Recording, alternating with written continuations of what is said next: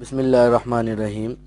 آج ہمارا تفسیر قرآن کورس کا 16واں سبق ہے اور اس سبق کے اندر ہم سورہ بقرہ کی آیت نمبر 164 سے شروع کریں گے۔ اللہ تعالیٰ فرماتے ہیں ان فی خلق السماوات والارض واختلاف اللیل والنہار والفلک اللاتی تجری فی البحر بما ينفع الناس وما انزل اللہ من السماء من ماء فأحیا به الارض بعد موتها وبث فيها من كل دابة وتصریف الریاح والسحاب المسخر بین السماء والارض لآیات لقوم یعقلون۔ بے شک آسمانوں اور زمینوں کے پیدا کرنے میں اور رات اور دن کے اختلاف میں اور کشتیوں میں جو لے کر چلتی ہیں دریا میں لوگوں کے فائدے کی چیزیں، اور جو پانی اللہ تعالیٰ نے آسمان کی طرف سے اتارا ہے جس کے ذریعے زمین کے خشک ہو جانے کے بعد اسے دوبارہ زندہ کیا ہے، اور اس زمین میں ہر قسم کے جانور پھیلا دیے ہیں، اور ہواؤں کے پھیرنے میں اور بادل جو آسمان اور زمین کے درمیان مسخر کیے ہوئے ہیں، ان سب چیزوں میں عقل مند لوگوں کے لیے نشانیاں ہیں۔ اس آیت میں بیان کردہ 10 احسانات میں سے اللہ تعالیٰ نے سب سے پہلے تخلیق آسمان کا ذکر فرمایا ہے کہ ان فی خلق السماوات، یعنی آسمانوں کو پیدا کرنے میں صاحب عقل لوگوں کے لیے واضح نشانات موجود ہیں۔ تخلیق اس آسمانی کا ذکر کر کے اللہ تعالیٰ نے وہ تمام احسانات جتلائے ہیں جو آسمان کے ساتھ وابستہ ہیں۔ ان فی خلق السماوات والارض، اس کے اندر اللہ تعالیٰ نے دوسرے احسان کا ذکر کیا ہے، وہ تخلیق زمین ہے۔ زمین کے ساتھ انسانی زندگی کی بقا کس حد تک وابستہ ہے، یہ ہمارا روزمرہ کا مشاہدہ ہے۔ انسانی ضرورت کی ہر چیز زمین سے پیدا ہوتی ہے۔ شب و روز کے تغیر و تبدل کے متعلق فرمایا کہ واختلاف اللیل والنہار، یعنی دن رات کے تغیر میں بھی قدرت الہی کے واضح نشانات موجود ہیں۔ عقل مند لوگ سمجھتے ہیں کہ دن رات کی تبدیلی میں اللہ تعالیٰ نے انسان کے لیے کس قدر فائدہ رکھا ہے۔ دن کے وقت انسان کام کاج کر کے اپنی روزی پیدا کرتا ہے، اور پھر جب دن بھر کے کام سے تھک جاتا ہے تو آرام کی ضرورت محسوس کرتا ہے۔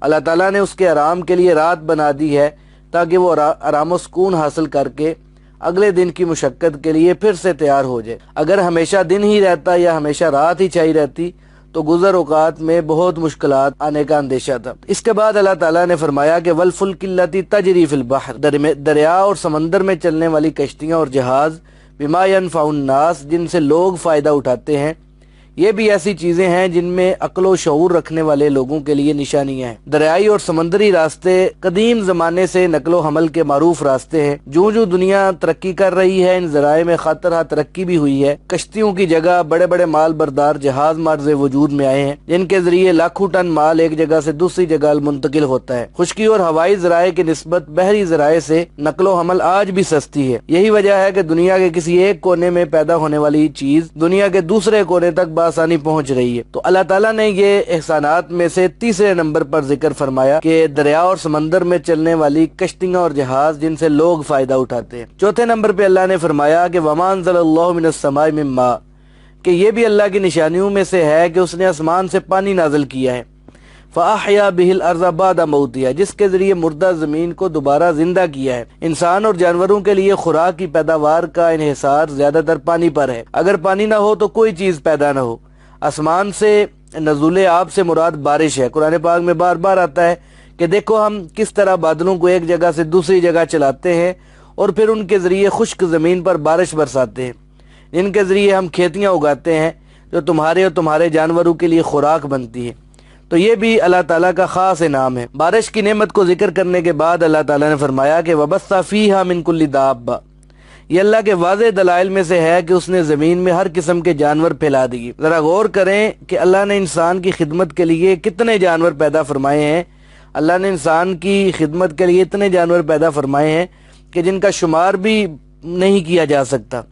انسانی زندگی کا جانوروں کے ساتھ بہت گہرا تعلق ہے، خصوصاً وہ مویشی جن کا گوشت، دودھ، کھال اور ہڈیاں لوگ استعمال کرتے ہیں، انہیں انسانی معیشت میں بڑا عمل دخل حاصل ہے۔ اونٹ، گائے، بھینس، بھیڑ بکریاں نہ صرف دودھ مہیا کرتے ہیں بلکہ یہ انسانی خوراک کا بھی حصہ ہیں۔ تو اللہ تعالیٰ نے ان کو بھی اپنی نعمتوں میں شمار کیا۔ آگے اللہ نے ایک اور قدرت کا ذکر کیا، فرمایا کہ وتصریف الریاح، ہواؤں کی گردش بھی صاحب عقل لوگوں کے لیے نشان راہ ہے۔ ہر ذی جان کے لیے ہوا اس قدر ضروری ہے کہ اس کے بغیر انسان اور حیوان چند منٹ بھی زندہ نہیں رہ سکتے۔ اس کے بعد اللہ تعالیٰ نے فرمایا وَالسَّحَابِ الْمُسَخَّرِ بَيْنَ السَّمَاءِ وَالْأَرْضِ، زمین و آسمان کے درمیان تسخیر شدہ بادل بھی لآیات لقوم یعقلون، صاحب عقل لوگوں کے لیے نشانات ہیں۔ بادلوں کی تسخیر کا مطلب یہ ہے کہ یہ مکمل طور پر اللہ تعالیٰ کے قبضے میں ہے، وہ جس طرح چاہتا ہے ان سے کام لیتا ہے، جس رخ پر چاہتا ہے انہیں موڑ دیتا ہے، جہاں اس کی مشیت ہوتی ہے ان سے بارش برسا دیتا ہے، جس سے فصلوں میں بہار آ جاتی ہے، کھیتیاں ہری بھری ہو جاتی ہیں۔ مگر جب انہی بادلوں سے وافر پانی بہا دیا جاتا ہے تو وہ بڑے بڑے طوفانوں کا پیش خیمہ بھی ہوتے ہیں اور تباہی اور بربادی کا باعث بنتے ہیں۔ جب اللہ کا حکم ہوتا ہے تو انہی بادلوں سے اولے برسنے لگتے ہیں اور دیکھتے ہی دیکھتے پکی پکائی فصلیں کوڑے کا ڈھیر بن جاتی ہیں۔ تو لہذا یہ بادل بھی اللہ تعالیٰ کے نشانات قدرت میں سے ہیں۔ تو اللہ تعالیٰ نے یہ تمام چیزیں اپنی قدرت کی بیان کر کے دراصل اللہ تعالیٰ نے اپنی وحدانیت کو بیان کیا ہے۔ یہ تمام چیزیں اللہ کی قدرت اور اس کی وحدانیت کی دلیل ہیں۔ یہ تمام چیزیں ممکنات میں سے ہیں اور اللہ تعالیٰ کی پیدا کرتا ہے، اللہ کے سوا ان کو کوئی بھی پیدا کرنے والا نہیں ہے۔ اللہ تعالیٰ نے الہکم الہ واحد ان پر یہاں 10 دلائل بیان فرمائے ہیں، اور ساتھ یہ بات بھی سمجھا دی ہے کہ تہذیب اخلاق کے بعد دوسرا مسئلہ کسب معاش کا آتا ہے، اور معاش کے تمام اسباب خدا کے پیدا کرتے ہیں، اور معاش کے تمام اسباب خدا کے پیدا کرتا ہے، لہذا عبادت بھی صرف اسی کی کرنی چاہیے۔ آگے اللہ فرماتے ہیں وَمِنَ النَّاسِ مَن يَتَّخِذُ مِن دُونِ اللَّهِ أَندَادًا يُحِبُّونَهُمْ كَحُبِّ اللَّهِ وَالَّذِينَ آمَنُوا أَشَدُّ حُبًّا لِلَّهِ وَلَوْ يَرَى الَّذِينَ ظَلَمُوا إِذْ يَرَوْنَ الْعَذَابَ أَنَّ الْقُوَّةَ لِلَّهِ جَمِيعًا وَأَنَّ اللَّهَ شَدِيدُ الْعَذَابِ، اور ان لوگوں میں سے بعض وہ ہیں جو اللہ کے سوا دوسروں کو خدا کا شریک بناتے ہیں، ان سے ایسے ہی محبت کرتے ہیں جیسی محبت اللہ سے کرنی چاہیے، اور جو ایماندار ہیں وہ اللہ کے لیے محبت میں زیادہ شدید ہیں۔ اور اگر دیکھیں وہ لوگ جنہوں نے ظلم کیا، جبکہ وہ عذاب کو دیکھیں گے کہ بے شک ساری قوت اللہ ہی کے لیے اور اللہ تعالیٰ سخت عذاب والا ہے۔ اذ تبرأ الذین تبعوا من الذین اتبعوا ورأوا العذاب وتقطعت بهم الاسباب، جبکہ بیزار ہو جائیں گے وہ لوگ جن کی پیروی کی گئی ہے ان لوگوں سے جنہوں نے پیروی کی ہے، اور وہ عذاب کو دیکھ لیں گے اور ان کے اسباب منقطع ہو جائیں گے۔ وقال الذین اتبعوا لو ان لنا کرۃ فنتبرأ منهم كما تبرؤوا منا كذلك يريهم الله اعمالهم حسرات علیہم وما هم بخارجین من النار، اور وہ لوگ جنہوں نے پیروی کی کہیں گے کہ کاش اگر ہمارے لیے دنیا میں پلٹنا ممکن ہو تو ہم بھی ان سے بیزاری کا اعلان کریں جیسا کہ یہ آج ہم سے بیزار ہوئے ہیں۔ اسی طرح اللہ تعالیٰ دکھلائے گا ان کو ان کے اعمال حسرت دلانے کے لیے، اور وہ دوزخ کی آگ سے نکلنے والے نہیں ہوں گے۔ گزشتہ آیات کے اندر اللہ تعالیٰ نے ان انعامات کا ذکر فرمایا جو اسباب معیشت کی صورت میں بنی نوع انسان پر کیے۔ تو اس احسان کا تقاضا یہ تھا کہ لوگ اللہ تعالیٰ کی وحدانیت کو پہچانتے اور خالص اسی کی عبادت کرتے، مگر ایسا نہیں ہوا، بلکہ وَمِنَ النَّاسِ مَن يَتَّخِذُ مِن دُونِ اللَّهِ اندادا، اللہ فرماتے ہیں کہ بعض لوگ ایسے بھی ہیں جو اللہ کے سوا دوسروں کو مد مقابل بناتے ہیں، دوسرے لفظوں میں اللہ تعالیٰ کا شریک ٹھہراتے ہیں۔ تو فرمایا کہ جب لوگ غیروں کو اللہ کا مد مقابل تسلیم کر لیتے ہیں تو پھر کرتے یہ ہیں کہ یحبونہم کحب اللہ، ان سے اس طرح کی محبت کرتے ہیں جس طرح اللہ تعالیٰ سے محبت کرنی چاہیے، اور یہی خرابی کی جڑ ہے اور یہیں سے شرک کی ابتدا بھی ہوتی ہے۔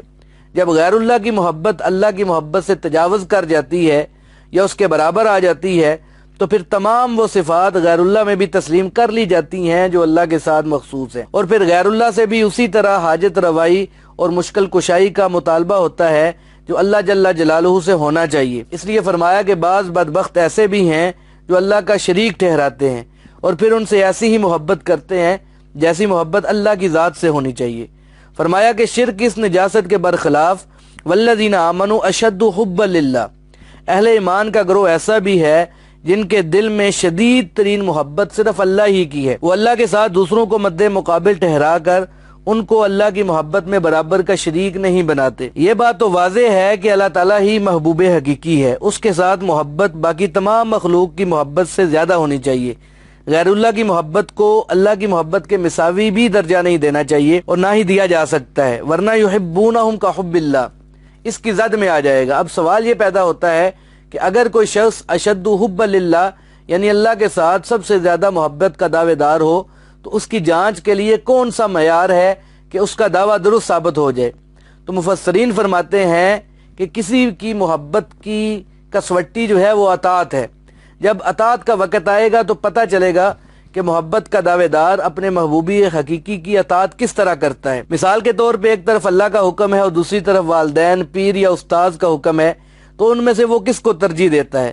اس مقام پر شرعی محبت کا تقاضا یہ ہے کہ وہ اپنے اللہ کی اطاعت کر کے اس کے ساتھ شدید ترین محبت کے دعوے کو سچ کر کے دکھائے، اور اگر اس نے اللہ کے حکم کو چھوڑ کر کسی دوسرے کے حکم کو ترجیح دی تو ظاہر ہے کہ اس کا محبوب حقیقی اس کے ساتھ محبت کا دعویٰ باطل قرار پائے گا۔ مثال کے طور پہ نماز کا وقت ہو گیا، اب دکانداری چل رہی ہے، کاروبار چل رہے ہیں، کسی کام میں مصروف ہے، گھر میں بیٹھے ہیں، والدین کے پاس ہیں، بیوی بچوں کے پاس ہیں، تو اگر جیسے ہی اذان ہوئی نماز کا وقت ہو گیا تو گھر کو چھوڑ کے، کاروبار کو چھوڑ کے، بیوی بچوں کو چھوڑ کے، والدین کو چھوڑ کے اگر تو مسجد چلا گیا تو یہ حقیقی اللہ سے محبت کرنے والا ہے۔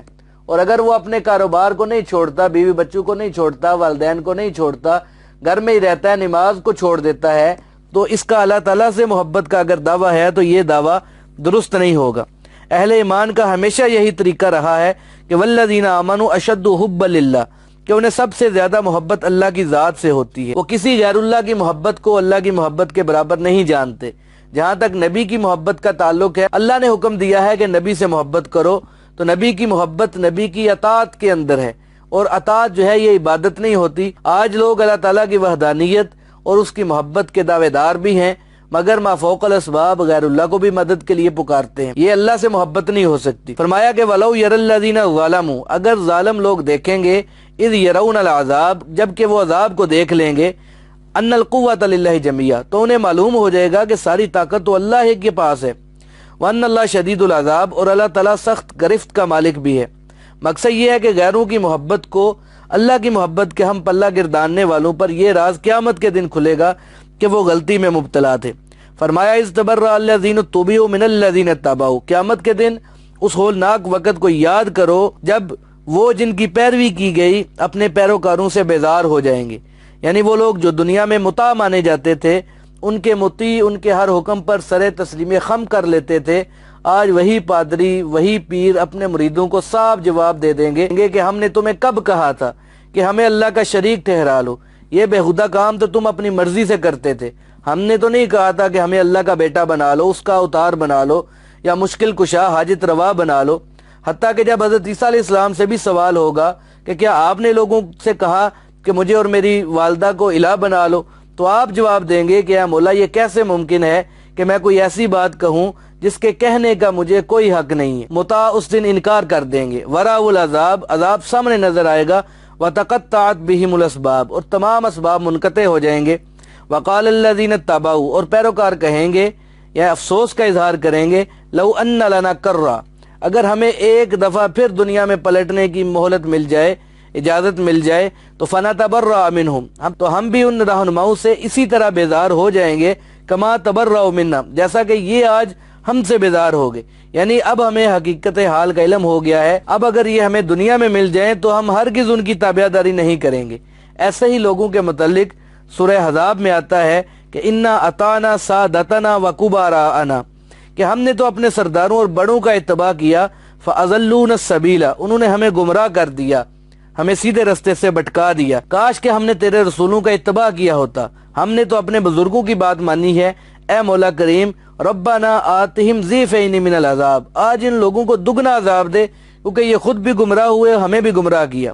تو ابراہیم علیہ السلام نے بھی فرمایا تھا کہ تم نے دنیاوی اغراض کے لیے معبود بنائے ہوئے ہیں، قیامت کے دن یہ سارا سلسلہ ختم ہو جائے گا، اور آج کے تمام دوست اس دن دشمن بن جائیں گے۔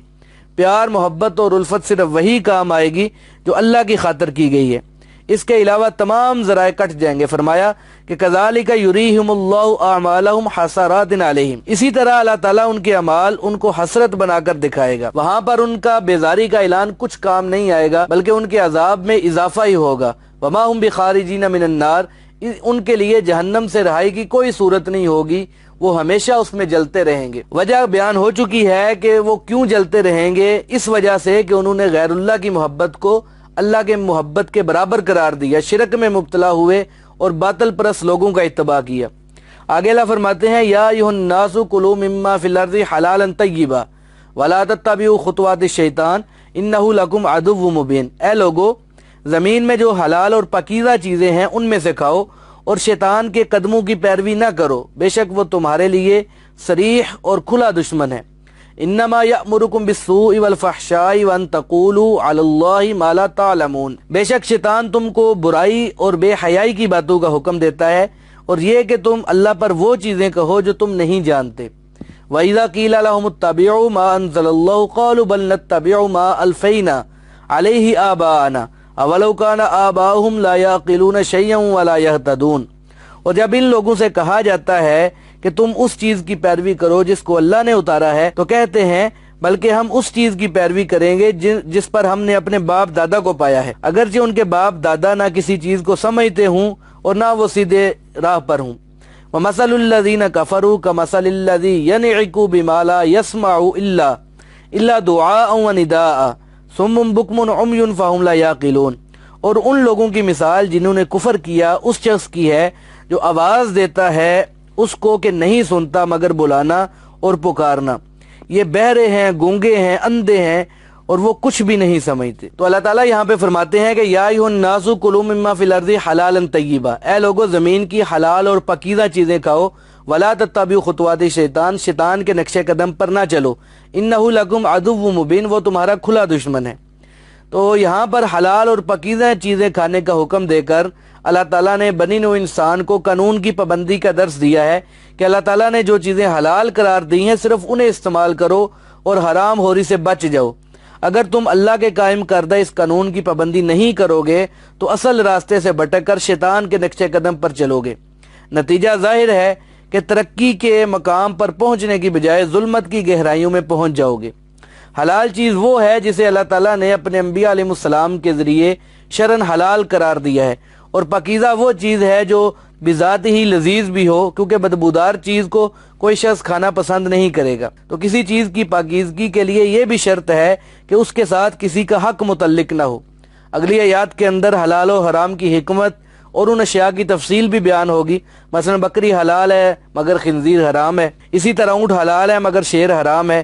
بکری اور اونٹ وغیرہ کی حلت کے باوجود اس کے ساتھ یہ بھی شرط ہے کہ وہ شرعی طریقے سے مذبوحہ ہو، ورنہ ایسے جانور کا گوشت استعمال نہیں کیا جائے گا۔ اسی سلسلے میں حکم موجود ہے کہ وَلَا تَأْكُلُوا مِمَّا لَمْ يُذْكَرِ اسْمُ اللَّهِ عَلَيْهِ، جس پر اللہ کا نام نہ لیا گیا ہو اسے مت کھاؤ، وہ حرام ہے۔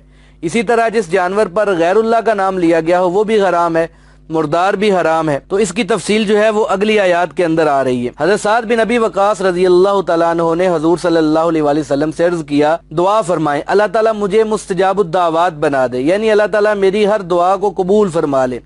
حضور صلی اللہ علیہ وآلہ وسلم نے فرمایا کہ اے سعد، اپنی خوراک کو پاک بنا لو، یعنی طیب غذا استعمال کرو، تکن مستجاب الدعوات، مستجاب الدعوات بن جاؤ گے۔ فرمایا کہ اس ذات پاک کی قسم ہے جس کے قبضے میں میری جان ہے، جب کوئی شخص حرام کا ایک لقمہ اپنے پیٹ میں ڈالتا ہے تو 40 دن تک اس کی نیکی قبول نہیں ہوتی۔ اللہ تعالیٰ کے حلال و حرام کے قانون کی پابندی لازمی ہے، اس کے برخلاف کرنا شیطان کے نقش قدم پر چلنے کے برابر ہے۔ حضرت مسروق رحمۃ اللہ علیہ ام المومنین اما عائشہ صدیقہ رضی اللہ تعالیٰ عنہا کے رشتہ دار بھی ہیں اور شاگرد بھی ہیں، آپ تابعین میں سے ہیں۔ کسی نے آپ سے دریافت کیا کہ اگر کسی نے بچے کو ذبح کرنے کی منت مانی ہو تو اس کے متعلق کیا حکم ہے؟ فرمایا بچے کی بجائے بکری ذبح کر دے تو اس کی نظر پوری ہو جائے گی، کیونکہ بچے کو ذبح کرنا شیطان کے نقش قدم پر چلنے والی بات ہے، اور شیطان ہمارا کھلا دشمن ہے۔ وہ آدم علیہ الصلوۃ والسلام سے لے کر اب تک اور قیامت تک اپنی دشمنی کا اظہار کرتا رہے گا۔ اس کے عزائم واضح ہیں، وہ اپنی طرف لوگوں کو دعوت دیتا رہے گا اور اس کے گروہ میں شامل ہونے والے جہنم میں جاتے رہیں گے۔ فرمایا کہ شیطان کا کام یہ ہے کہ انما یأمرکم بالسوء والفحشاء، وہ تمہیں بری باتوں اور بے حیائی کا حکم دیتا ہے۔ بری باتوں سے مراد فسق و فجور اور گناہ کے کام ہیں، اور فحش باتوں سے مراد شہوت رانی کی باتیں ہیں۔ شیطان چاہتا ہے کہ اس قسم کے لغویات میں پڑے رہیں اور خدائے عز و جل کے قانون کی طرف نہ آ سکیں۔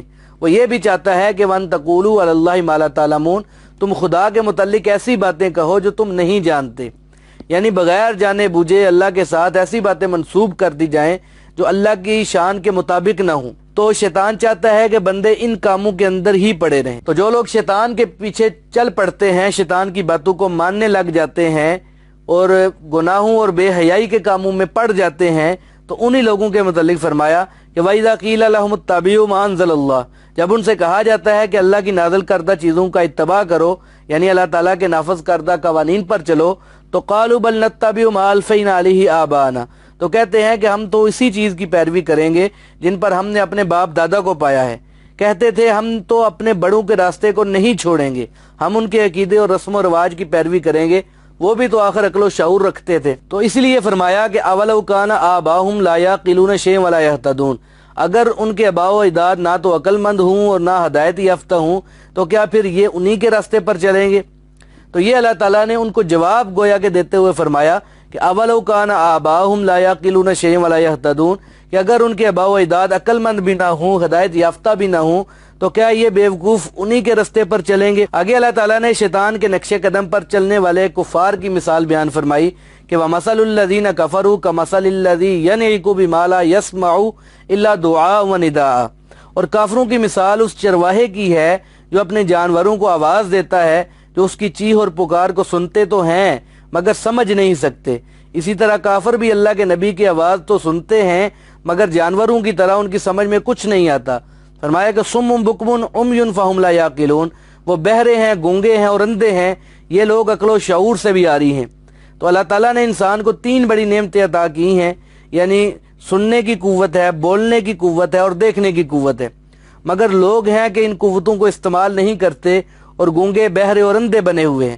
یہ لوگ اللہ کی ان نعمتوں سے کوئی فائدہ نہیں اٹھاتے، نہ تو حق بات سننے کی تاب لا سکتے ہیں، نہ حقیقت کو دیکھ کر پرکھتے ہیں، اور نہ حق کی بات پوچھنے کے لیے بولتے ہیں۔ یہ اللہ تعالیٰ کی عطا کردہ نعمتوں کو ضائع کر رہے ہیں۔ آگے اللہ فرماتے ہیں کہ یا ایھا الذین آمنوا کلوا من طیبات ما رزقناکم واشکروا للہ ان کنتم ایاہ تعبدون، اے ایمان والو وہ پاکیزہ چیزیں کھاؤ جو ہم نے تم کو روزی دی ہیں، اور اللہ تعالیٰ کا شکر ادا کرو اگر تم خاص اسی کی عبادت کرنے والے ہو۔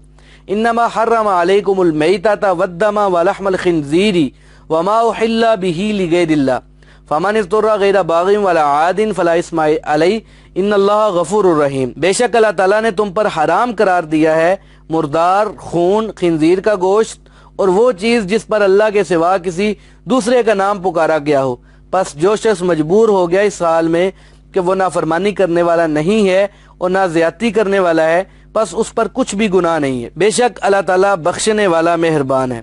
اللہ فرماتے ہیں کہ یا ایھا الذین آمنوا کلوا من طیبات ما رزقناکم، اے ایمان والو پاکیزہ چیزیں کھاؤ جو ہم نے تمہیں روزی دی ہیں۔ حدیث کے اندر آتا ہے کہ یہ وہی حکم ہے جو اللہ تعالیٰ نے اپنے نبیوں اور رسولوں کو پہلے دیا تھا اور اب اہل ایمان کو دیا ہے، یعنی یا ایھا الرسول کلوا من الطیبات واعملوا صالحا، اے رسولوں کی جماعت پاکیزہ چیزیں کھاؤ اور نیک اعمال کرو۔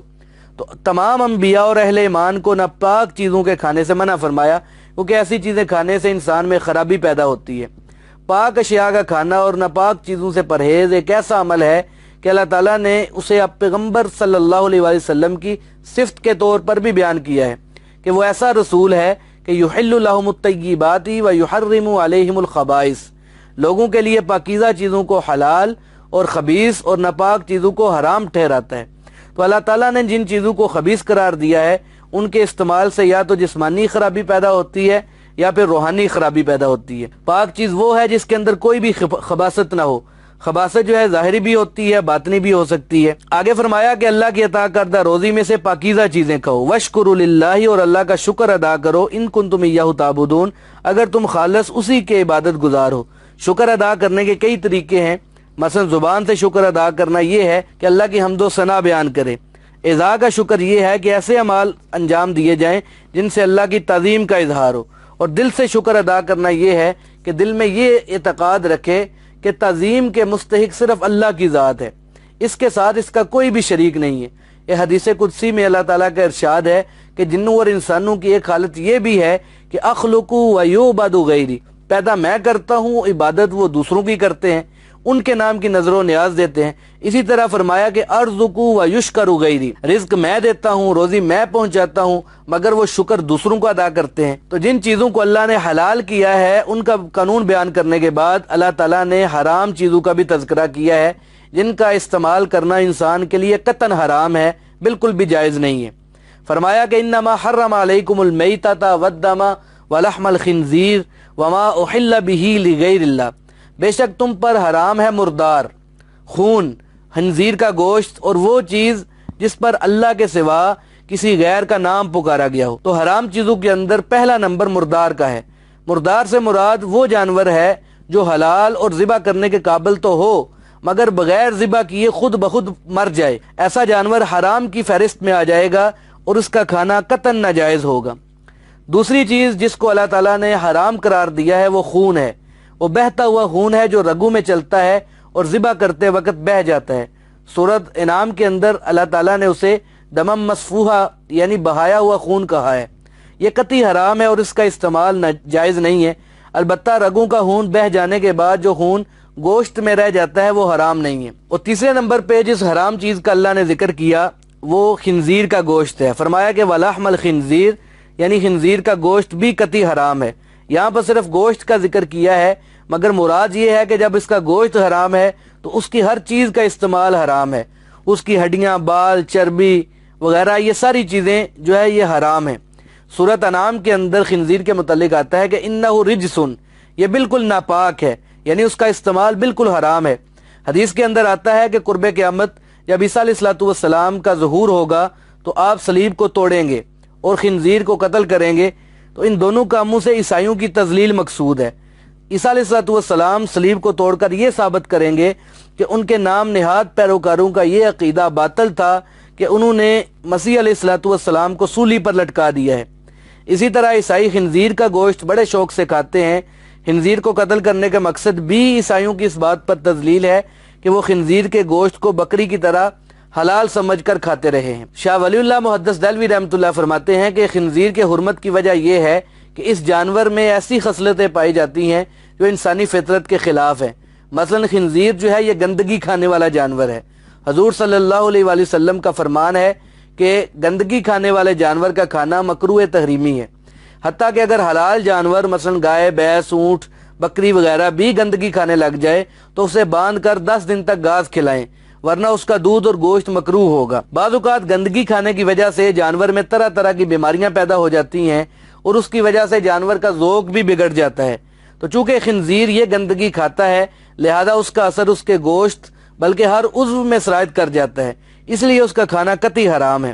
اگرچہ خنزیر کی ہر چیز حرام ہے لیکن اس مقام پر صرف گوشت کی حرمت 2 وجوہ کی بنا پر بیان کی گئی ہے۔ پہلی وجہ تو یہ ہے کہ چونکہ یہاں پر کھانے کا ذکر ہو رہا ہے کہ اے مومنو حلال اور پاکیزہ چیزیں کھاؤ، تو کھانے کی مناسبت سے گوشت کا ذکر کیا گیا ہے۔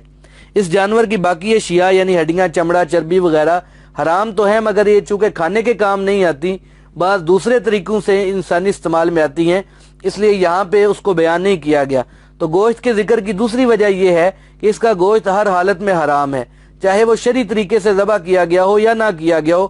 حلال جانور کی حرمت اس وقت ثابت ہوتی ہے جب وہ خود مر گیا ہو یا شرعی طریقے سے ذبح نہ کیا گیا ہو، مگر خنزیر کی حرمت ہر صورت میں قائم رہے گی، چاہے اسے شرعی طریقے پر ہی کیوں نہ ذبح کیا گیا ہو۔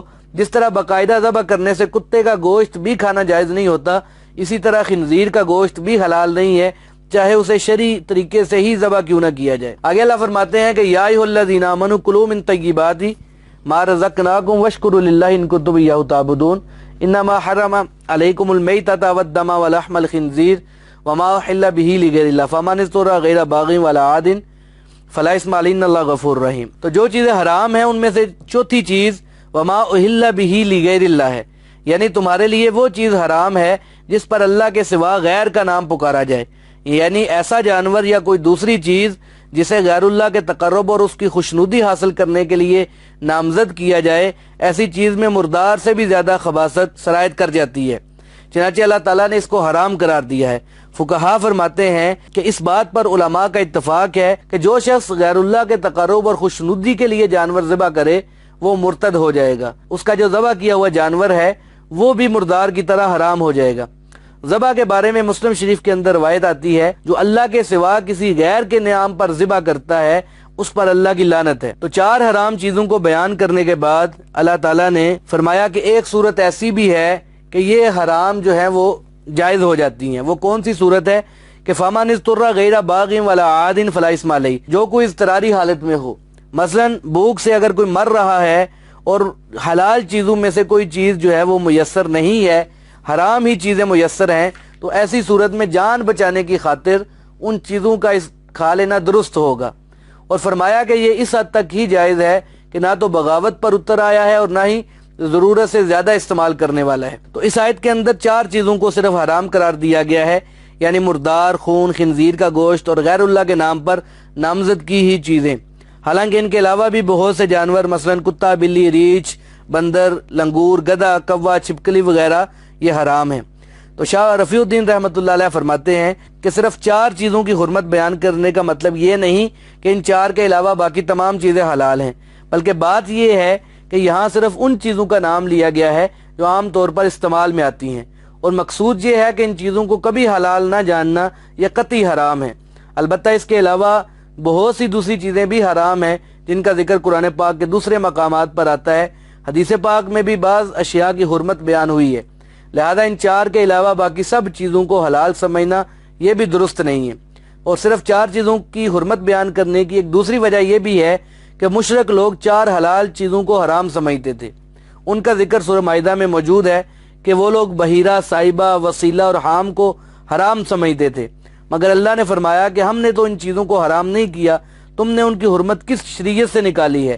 ان 4 حلال چیزوں کے مقابلے میں اللہ تعالیٰ نے فرمایا کہ یہ 4 چیزیں قطعی طور پر حرام ہیں۔ آگے اللہ فرماتے ہیں ان الذین یکتمون ما انزل اللہ من الکتاب ویشترون به ثمنا قلیلا اولئک ما یاکلون فی بطونہم الا النار ولا یکلمہم اللہ یوم القیامۃ ولا یزکیہم ولہم عذاب علیم۔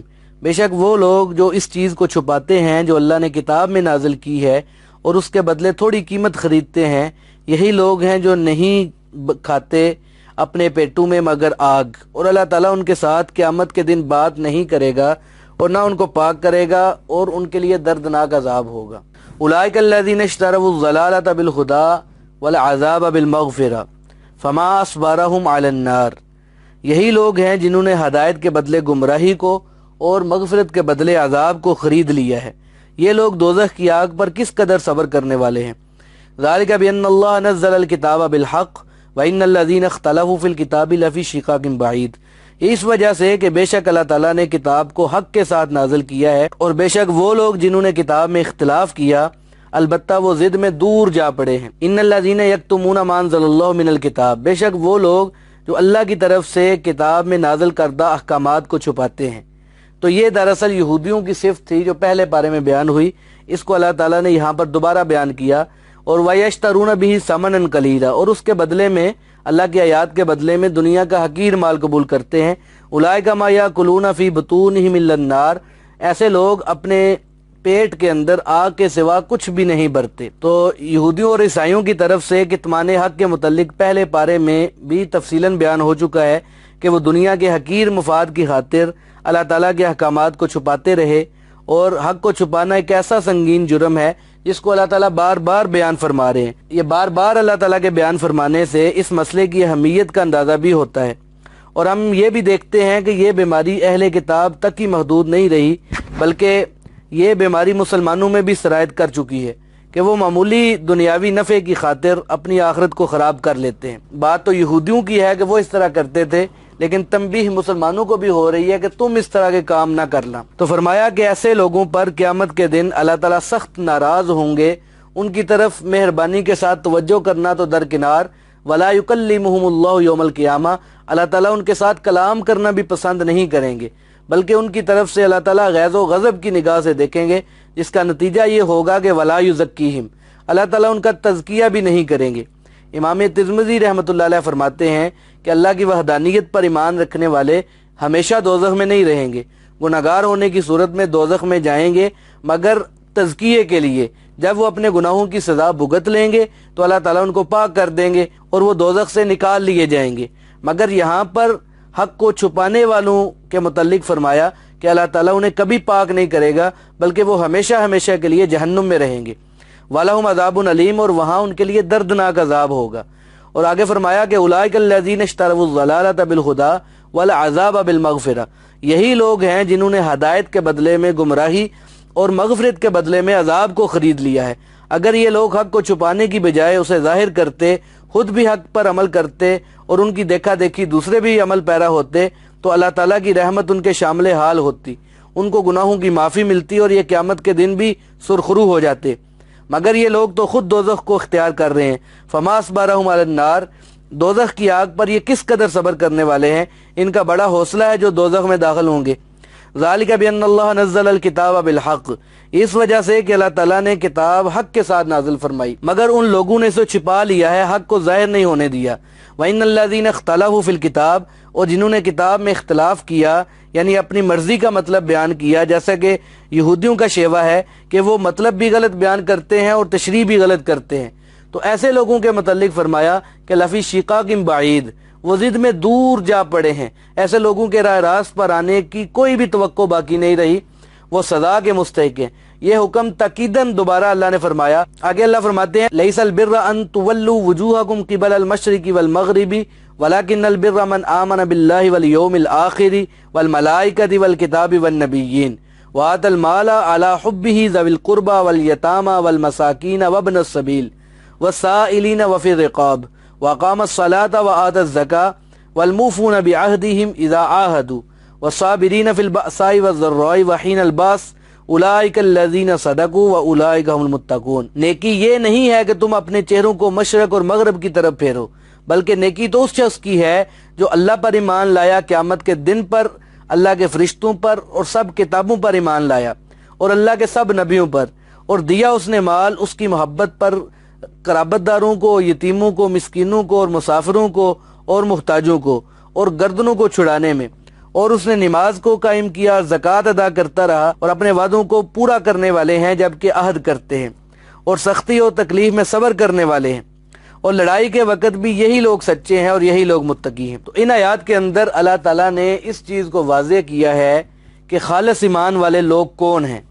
اللہ فرماتے ہیں کہ لیس البر ان تولوا وجوہکم قبل المشرق والمغرب، نیکی صرف یہ نہیں ہے کہ مشرق یا مغرب کی طرف رخ کر لیا جائے، ولیکن البر من آمن، بلکہ اصل نیکی اسی کی نیکی ہے جو اللہ پر، قیامت پر، فرشتوں پر، کتابوں پر اور نبیوں پر ایمان لائے گا۔ آگے نیکی کی دوسری باتیں بھی اللہ تعالیٰ نے بیان کی ہیں۔ سب سے پہلی بات کہ من آمن باللہ، اللہ کی وحدانیت، اس کی ذات اور اس کی صفات پر ایمان لانا نیکی ہے۔ جس طرح اللہ کی ذات پر ایمان لانا ضروری ہے، اسی طرح اللہ تعالیٰ کی صفات کو ماننا بھی لازمی ہے۔ اللہ تعالیٰ کی صفات کا انکار بھی اسی طرح کفر ہے جس طرح اس کی ذات کا انکار کفر ہے۔ مثلا مقدر کرنا یہ اللہ کی صفت ہے، لہذا تقدیر پر ایمان لانا ضروری ہے، اس کے بغیر انسان مومن نہیں ہو سکتا۔ حدیث کے اندر آتا ہے کہ کوئی شخص احد پہاڑ کے برابر بھی اللہ کی راہ میں سونا خرچ کرے مگر تقدیر پر وہ ایمان نہیں لاتا تو اس کی اتنی بڑی خیرات بھی مقبول نہیں ہے۔ دوسرے نمبر پہ فرمایا کہ نیکی اس شخص کی ہے جو ایمان لایا والیوم الآخر، آخرت کے دن پر، قیامت کے دن پر ایمان لانا یہ ایمان کا جزو ہے، اس کے بغیر انسان مسلمان نہیں ہو سکتا، کافر ہی ہوگا۔ تو ایمان بالآخرت میں وہ تمام چیزیں ہیں جس کا ذکر قرآن پاک میں موجود ہے یا جنہیں حضور صلی اللہ علیہ وآلہ وسلم نے بیان فرمایا ہے، جیسے موت کے بعد دوبارہ زندہ ہونا، حساب کتاب کا منعقد ہونا، نیکی بدی کا امتیاز، پل صراط سے گزرنا، دوزخ، جنت وغیرہ، یہ ساری چیزیں ایمان بالآخرت میں داخل ہیں اور ان پر ایمان لانا یہ ضروری ہے۔ آخرت پر ایمان لانے کے بعد تیسرے نمبر پہ اللہ نے فرمایا کہ والملائکہ، کہ فرشتوں پر ایمان لانا بھی ضروری ہے۔ فرشتے جو ہیں یہ اللہ کی نورانی مخلوق ہیں جسے اللہ جل شانہ نے زمین و آسمان اور اس کائنات کی تخلیق سے لاکھوں سال پہلے پیدا فرمایا اور یہ بھی نوع انسانی کی مصلحت کی خاطر اہتمام فرمایا۔ تو فرشتوں کی پھر آگے دو قسمیں ہیں، کچھ فرشتے جو ہیں وہ اعلیٰ مقام والے ہیں اور کچھ ادنا مقام والے ہیں، تو ہر قسم کے فرشتوں پر ایمان لانا یہ بھی ایمان کا جزو ہے۔ تو ایمان کے چوتھے جزو کے طور پر فرمایا والکتاب، یعنی کتاب پر ایمان لانا۔ تو کتاب سے مراد یہ ہے کہ ایک تو قرآن پاک پر ایمان لانا اور قرآن پاک سے پہلے جو دیگر انبیاء پر اللہ تعالیٰ نے کتابیں نازل کی ہیں ان پر ایمان لانا، یہ کتاب پر ایمان لانا ہے۔ تو والنبیین، اور اللہ تعالیٰ کے سب نبیوں پر ایمان لانا بھی ضروری ہے۔ دیگر اجزاء ایمان کی طرح انبیاء علیہ السلام پر ایمان لانا بھی ضروری ہے۔ حضرت آدم علیہ السلام سے لے کر حضور صلی اللہ علیہ وسلم تک جتنے بھی نبی اور رسول مبعوث ہوئے سب پر ایمان لانا ضروری ہے۔ تو یہاں تک اللہ تعالیٰ نے جو چیزیں بیان کی ہیں ان کا زبان سے اقرار کرنا اور دل سے تصدیق کرنی لازمی ہے۔ ان میں سے کسی چیز کا انکار یا کسی چیز میں شک کرنا یہ گمراہی بھی ہے اور کفر بھی ہے۔ آگے اللہ تعالیٰ نے نیکی کے باقی اجزاء کا بیان کیا ہے جن کا تعلق تہذیب نفس کے ساتھ ہے یا مال کے ساتھ ہے یا انسان کے جسم کے ساتھ ہے۔ تو فرمایا کہ مال کے لحاظ سے نیکی کیا ہے کہ وَآتَ الْمَالَ عَلَى حُبِّهِ، کہ کوئی شخص مال کے ساتھ محبت ہونے کے باوجود اسے خرچ کرے۔ انسان کی مال کے ساتھ محبت ایک فطری چیز ہے۔ دوسرے مقام پر خود قرآن پاک نے بیان کیا کہ اِنَّهُ لِحُبِّ الْخَيْرِ لَشَدِيدٌ، کہ انسان مال کی محبت میں سخت ہوتا ہے، مگر اس کے باوجود اگر مال صرف کرتا ہے تو یہ نیکی کا کام ہے، اس سے انسانی ہمدردی اور اجتماعیت کا سبق بھی ملتا ہے۔ علی حبہ کا دوسرا مطلب یہ بھی ہے کہ انسان اللہ کے ساتھ محبت کی بنا پر اس کی رضا کے لیے مال خرچ کرتا ہے، تو یہ بہت بڑی نیکی ہے۔ تو اب سوال پیدا ہوتا ہے کہ مال کو کہاں خرچ کیا جائے؟ تو فرمایا کہ ذوی القربہ، اپنے رشتہ داروں پر خرچ کرو۔ انفاق فی سبیل اللہ کی یہ سب سے پہلی مد ہے۔ اپنے عزیزوں پر خرچ کرنے میں دوہرا اجر ملتا ہے۔ یہ ایک اجر تو صلہ رحمی کا ہوتا ہے اور دوسرا اجر صدقے کا ہوتا ہے۔ رشتہ دار اگرچہ دشمن ہی کیوں نہ ہو، اگر وہ مستحق ہے تو اس پر خرچ کرنا جو ہے یہ اجر و ثواب کا باعث ہے۔ خرچ کی دوسری مد کے متعلق فرمایا کہ والیتامى والمساکین، کہ یتیموں اور مسکینوں کی حاجت براری بھی نیکی ہے۔ نابالغی کی حالت میں ہو، باپ فوت ہو گیا ہے، کمانے والا کوئی نہیں رہا، یتیم ہو گیا ہے، تو اس کی سرپرستی ضروری ہے، اس پر مال خرچ کرنا چاہیے۔ اور مسکین وہ ہے جو محنت مزدوری کرتا ہے مگر کوشش کے باوجود اس کی بنیادی ضروریات پوری نہیں ہوتی، تو وہ بھی مستحق ہے۔ ایسے شخص کی مالی اعانت یقیناً نیکی کا کام ہے۔ فرمایا کہ وابن السبیل، اور مسافر بھی امداد کے مستحق ہیں جو دوران سفر محتاج ہو جائیں، ان کا زاد راہ ختم ہو جائے یا چوری ہو جائے یا کسی تکلیف میں مبتلا ہو جائیں، تو ایسے شخص پر نیکی کرنا بھی نیکی ہے۔ فرمایا کہ والسائلین، محتاج بھی اعانت کے مستحق ہیں، ان پر مال خرچ کرنا بھی نیکی ہے۔ تو سائل کے لفظی معنی مانگنے والے کے ہیں، مگر یہاں پہ مراد محتاج ہے، کیونکہ سوال برائے سوال جو ہے یہ درست نہیں ہے جب تک سائل واقعی مستحق نہ ہو۔ بلا ضرورت سوال کرنے سے بھی منع کیا گیا ہے اور پیشہ ورانہ گدہ گری کو حرام ٹھہرایا گیا ہے۔ شرعی سائل وہ ہے جو ہر لحاظ سے محتاج ہو اور اس کے لیے سوال کرنے کے بغیر کوئی چارہ باقی نہ رہے، ایسے شخص کو سوال کرنا جائز ہوگا اور اس سوال کا پورا کرنا نیکی کا کام ہوگا۔ انفاق کی ایک اور قسم وفی الرقاب، یعنی گردنوں کو آزاد کرنا اللہ نے بیان کیا۔ اس کا عمومی مفہوم تو غلاموں کی آزادی ہے کہ غلام خرید کر آزاد کر دیا جائے۔ اس کی ایک صورت یہ بھی ہے کہ کسی مقروض کا قرض معاف کر کے یا اس کا قرض ادا کر کے اس کی گردن چھڑائی جائے، یہ بھی نیکی کا کام ہے۔ یہ سارے امور جو ہیں اگر اللہ تعالیٰ نے توفیق دی ہے تو وہ ضرور انجام دینی چاہیے، یعنی رشتہ داروں کے اوپر خرچ کرنا چاہیے، یتیموں کے اوپر، مسکینوں کے اوپر، مسافروں کے اوپر، سائلین کے اوپر، اور گردنیں آزاد کروانے کے لیے، یعنی اگر کوئی قرض میں مبتلا ہے تو اس کا قرضہ دے کر اس کی گردن کو آزاد کروایا جائے، یہ بہت بڑے نیکی کے کام ہے۔ اگر اللہ تعالیٰ نے مال دیا ہے تو ایسے کاموں کو ضرور کرنا چاہیے۔ یہ ساری چیزیں بیان کرنے کے بعد اللہ نے آگے فرمایا کہ نیکی اس شخص کی ہے جس نے وَأَقَامَ الصَّلَاةَ وَآتَى الزَّكَاةَ، نماز کو قائم کیا اور زکوٰۃ ادا کی۔ نماز کے ذریعے انسان کا تعلق اللہ کے ساتھ صحیح ہوتا ہے اور اس کی توجہ صرف اللہ کی طرف ہو جاتی ہے۔ تو گویا کامیابی کا اہم ترین ذریعہ نماز ہے، جو کہ بدنی عبادت ہے اور بہت بڑی نیکی کی بات ہے۔ زکوٰۃ جو ہے یہ مالی عبادت ہے اور یہ بھی فرائض میں شامل ہے۔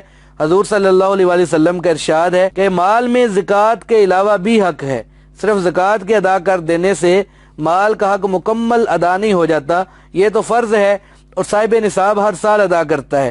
جب کوئی شخص نصاب کو نہیں پہنچ پاتا تو زکوٰۃ فرض نہیں رہتی۔ اللہ تعالیٰ نے نماز اور زکوٰۃ کو اکٹھا بیان فرمایا ہے، ایک بدنی عبادت ہے اور دوسری مالی عبادت ہے۔ قرآن پاک میں 32 مرتبہ وَأَقِیمُوا الصَّلَاةَ وَآتُوا الزَّکَاةَ کو اللہ نے اکٹھا بیان فرمایا ہے۔ یہ اتنے اہم فرائض ہیں کہ جن کے ذریعے اللہ تعالیٰ سے ایک طرح کا تعلق قائم ہوتا ہے اور دوسری طرف مخلوق خدا کے ساتھ رابطہ بھی بڑھتا ہے، لہذا ان دونوں امور کو نیکی میں شامل فرمایا کہ نیکی اس شخص کی ہے جو نماز پڑھتا ہے اور زکوٰۃ ادا کرتا ہے۔ نیکی کی ایک اور قسم ہے وَالْمُوفُونَ بِعَهْدِهِمْ إِذَا عَاهَدُوا، یعنی نیک لوگ وہ ہیں کہ جب وہ وعدہ کرتے ہیں تو اسے پورا کرتے ہیں۔ وعدے کو پورا کرنا حسن اخلاق اور حسن معاشرت کا ایک بنیادی اصول ہے۔ اللہ تعالیٰ نے دوسرے مقام پر فرمایا ہے کہ اوفوا بالعقود، کہ اپنے وعدوں کو پورا کیا کرو، اور ایک اور جگہ پہ فرمایا کہ ان العہد کان مسئولا، جو وعدہ کرتا ہے اس کی باز پرس قیامت کے دن ہوگی اگر وہ وعدے کو پورا نہیں کرتا۔ مخلوق سے وعدہ خلافی کرنا یہ نفاق کی علامت ہے، اسی لیے اللہ تعالیٰ نے فرمایا کہ نیکی ان لوگوں کی ہے جو اپنے وعدوں کو پورا کرتے ہیں، اور آگے فرمایا کہ نیکی میں وہ لوگ بھی شامل ہیں والصابرین فی الباساء والضراء، جو سختی اور تکلیف میں صبر کرتے ہیں۔